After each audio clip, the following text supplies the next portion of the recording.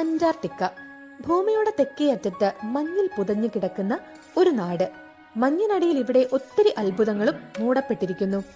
അന്റാർട്ടിക്കയിൽ ഇത്തരത്തിൽ ആളുകളെ ആകർഷിക്കുന്ന ഒന്നാണ് ബ്ലഡ് ഫോൾസ്. തൂവെള്ള മഞ്ഞു പുതച്ച ആ വെണ്മയുടെ നടുക്കായി ചോര ചുവപ്പ് നിറമുള്ള ബ്ലഡ് വാട്ടർഫോൾ. ആ നീരൊഴുക്ക് ടെയ്ലർ ഗ്ലേസിയറിൽ നിന്നും ബോണി ലേക്കിലേക്ക് നിർത്താതെ ഒഴുകുന്നു. 1911 ഓസ്ട്രേലിയക്കാരനായ ഗ്രിഫിത്ത് ടെയ്ലറാണ് ആദ്യമായി ഇത് കണ്ടെത്തിയത്.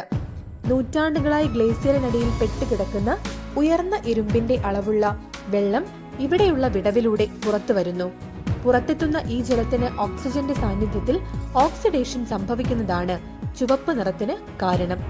അന്റാർട്ടിക്കയിലെ മൈനസ് താപനിലയിലും ചുവപ്പ് വെള്ളം ഒഴുകുന്നതെങ്ങനെയെന്ന് ചോദിച്ചാൽ ഉത്തരം ലളിതമാണ്. കടൽ വെള്ളത്തിന്റെ ഇരട്ടി സാന്ദ്രതയിൽ ഈ ചുവപ്പ് വെള്ളത്തിൽ ഉപ്പിന്റെ ലവണാംശം കലർന്നിട്ടുണ്ട്. അതിനാൽ 0 പിന്നിട്ടാലും വെള്ളം ഐസ് ആകുന്നില്ല.